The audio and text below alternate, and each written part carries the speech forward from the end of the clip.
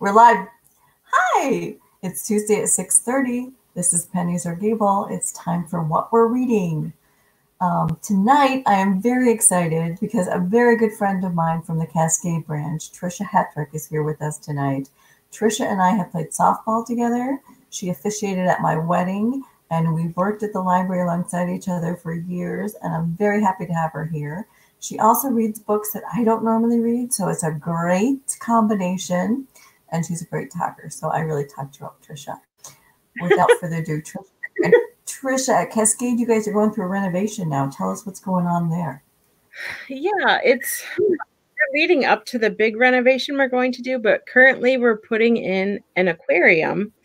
And it's a freshwater aquarium, and they had to dig out all of the concrete to lay pipes so the water could run to the aquarium. So there's dust flying everywhere. How do you do that? Everything is covered with plastic currently.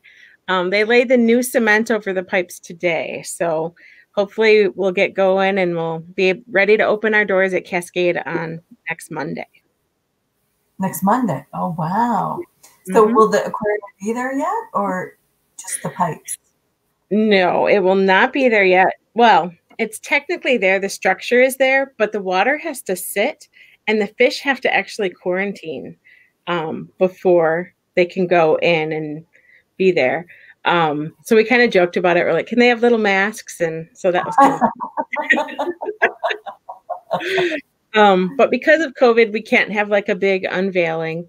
But the aquarium is in memorial of Mrs. Robinson.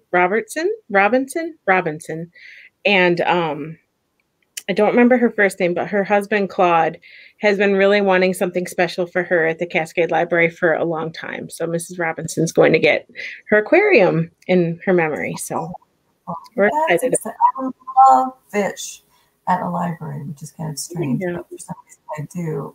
They're calming. Yes. So a reason to visit the Cascade Library soon if you haven't lately. They'll be reopening hopefully on Monday. And in the next few weeks to months, they will have fish you can see who may or may not be wearing masks. Right.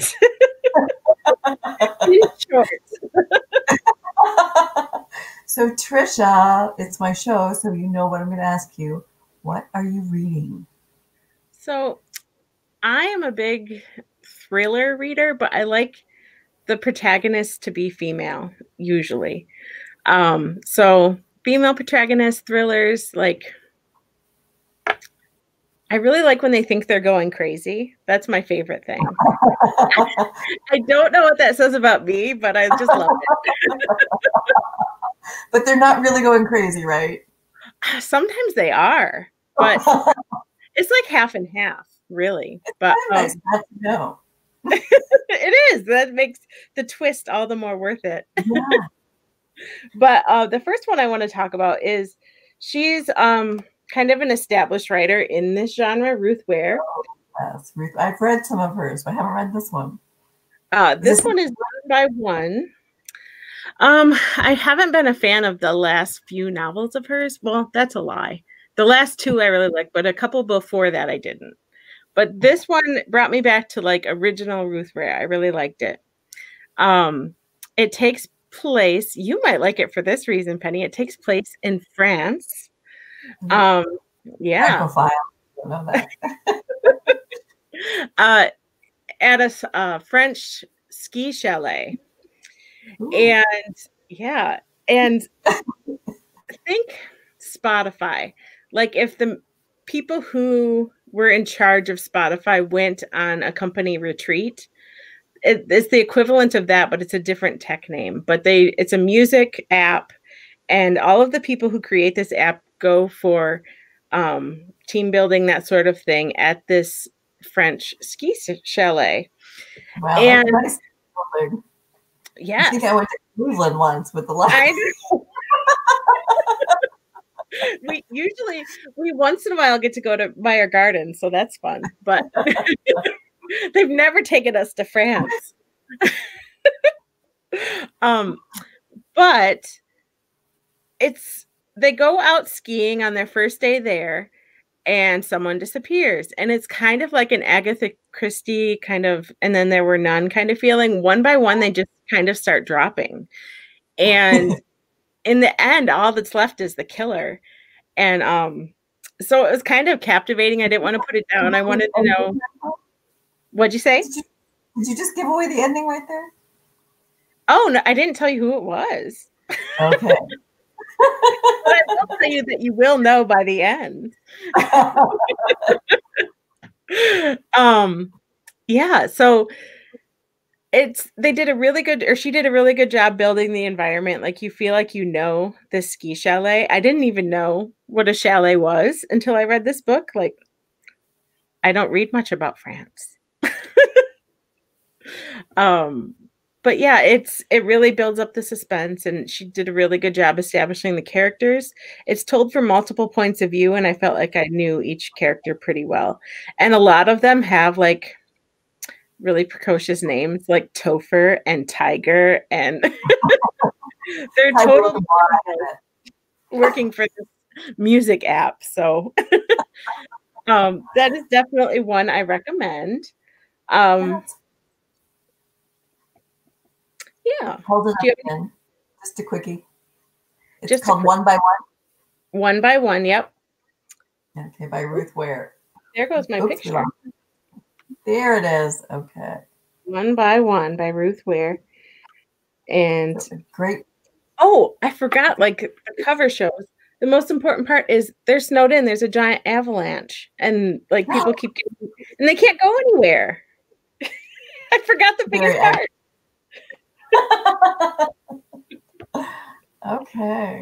Okay, my next one is called When No One Is Watching by Alyssa Cole. Okay. And is that, like a brownstone? Is it a what? Looks like a brownstone, an apartment in New York. It is a brownstone, yeah. It's in Brooklyn. And it's about a character named Sydney Green, and she's lived in Brooklyn her whole life in a Black neighborhood, and she's starting to see the ramifications of gentrification and people moving in, fixing up the houses, and then selling them for exorbitant prices. And the people who remain there can't afford the taxes and get pushed out. So she's slowly, one by one, seeing her neighbors being pushed out by gentrification. But she meets a guy named Theo, who is one of the guys remodeling a house. And at first she hates him, but they soon start working together to figure out what is happening in this neighborhood, because it's not just gentrification. There are weird video doorbells going up. People are disappearing without moving out. Just really strange things. And it all culminates at the end into something that I didn't see coming. So, if you like twisty, turny, don't know what's going to happen. That's nice. Right. You didn't get it beforehand. So yay. Okay. Yes, exactly. But yeah, it was really eye-opening for me because I grew up in a suburb of a small city, and I've never been to Brooklyn. So all I know of it is what I've seen or read about. So it was kind of eye-opening for me to kind of get a glimpse into that culture. So nice. Okay. In my favorite genre. Turnery too. Yes. Now you read a lot. How much do you read? Do you read a book a week, a book a month? I try for a book a week, but I currently have a 1-year-old at home, and it's not always possible. So I set my Goodreads goal at just 30 books this year. So we'll see. I don't know. Okay. Well, you've got a lot to show us tonight. What else have you got there? This one's called The Sundown Motel by Simone St. James. And this one's more of a horror, but also kind of thrillery. It takes place in 2 different times, and the stories are told simultaneously. The first timeline is 1982, and the main character's name is Viv Delaney. And she's working at the Sundown Motel but really creepy stuff is happening.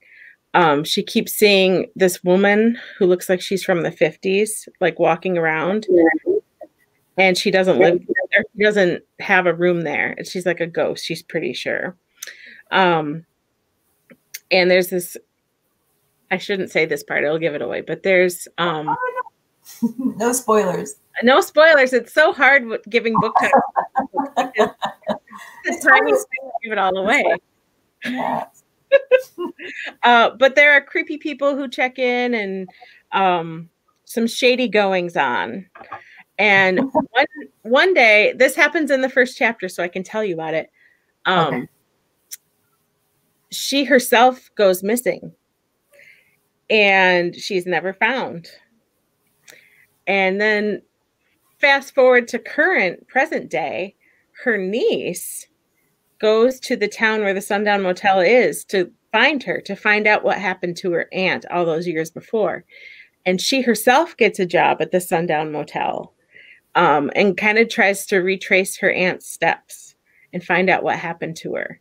And I've written that it's kind of like a paranormal, multi-generational episode of Dateline. Like that sounds good. I know. I really, really enjoyed it. It had everything I ever look for in like a book or a show. Just like paranormal, Dateline, true crime. Sign me up. Oh, yeah. Do you want to keep going, or do you want me to sneak one in? I think you should sneak one in. Yeah, I want to hear what you've been reading. See, I don't usually read thrillers, which I is know. why I would love having you on, because so many people ask me for them. Give me a good page turner. Give me a good page turner. This one, Such a Fun Age.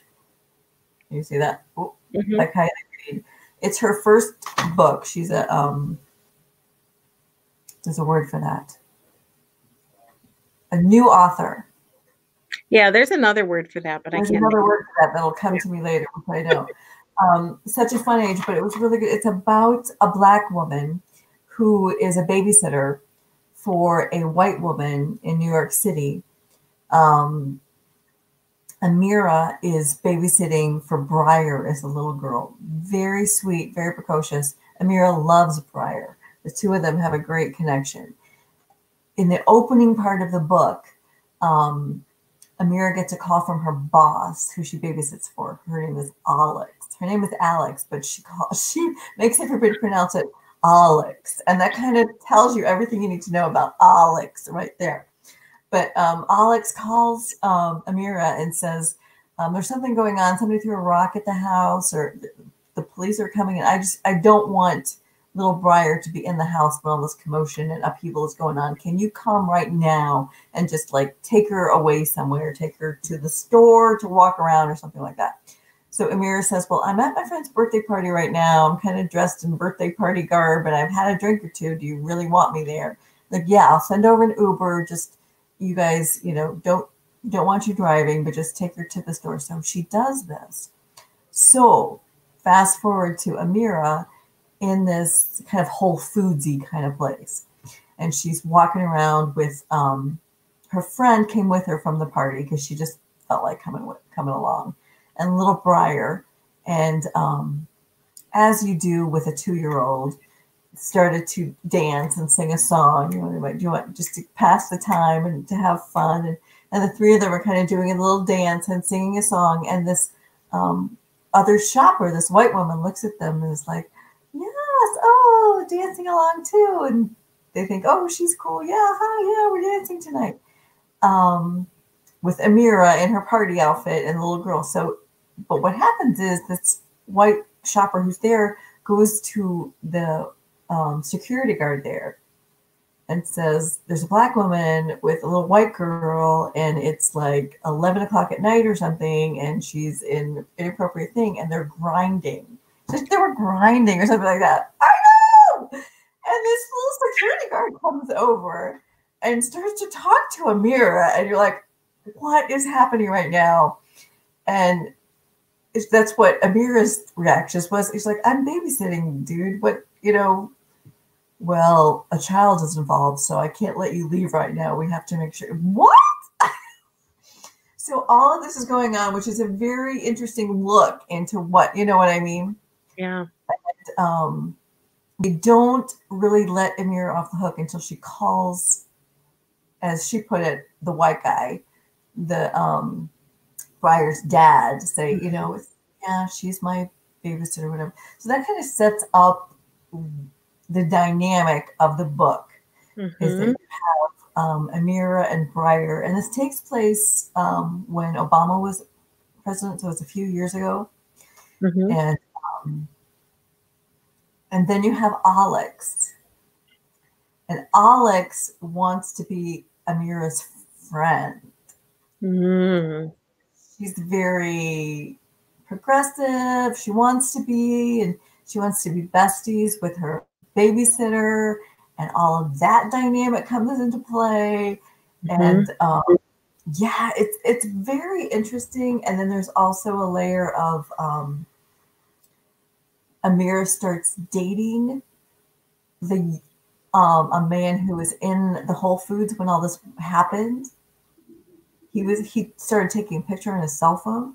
He's like, use this. You can send this in. You can sue the Whole Foods that this happened. And she was like, I really don't want to do that. I don't want to go viral on the internet, you know, as this, first of all, look how I'm dressed and I'm babysitting. I just don't want that out there. So and it turns out that this man she starts dating from that meeting him in his first incident knows Alex from the past. Yes. Ooh, intrigue. There's a whole another dynamic there. So it's a lot of fun. It's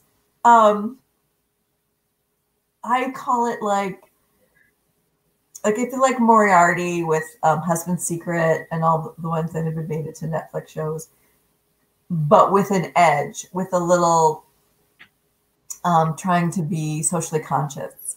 Right. So it's a fun, almost, I'm not allowed to use this word, chick lit kind of thing, but then it's got a little edge and a little social aware. So I really enjoyed it. It was a good page turner. I'm usually into literary fiction, and I keep saying that, but every time I come on here, I talk about a book that's not literary fiction. I was like, why do you ever read literary fiction, Penny? Exactly. But this one was fun. It's a good page turner, and you want to know what's happening, and you really like the characters. Okay. So, yeah. So you should read it, Tricia. I'm going to put it on my list. Yes. Do you have another one you want to share? This one is more of a horror novel. I don't know. Can you see I'm it? surprised. Maria was on the show a while ago. I'm surprised she didn't talk about this. The Deep by Amakatsu. Is it about the ocean? It is about the Titanic. Oh, that's a good sign. I know. So it tells the book from multiple perspectives. One of the perspectives is Madeline Astor. And she is pregnant on the Titanic with J.J. Astor. A lot of the book is factual.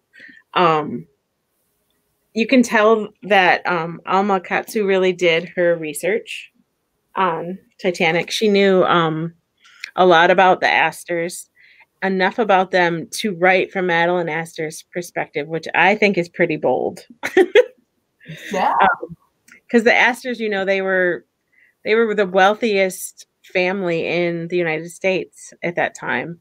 And we all know that her husband, JJ, didn't make it after the Titanic sinking. There's no spoiler there, but it's from her perspective, and she's much younger than he is.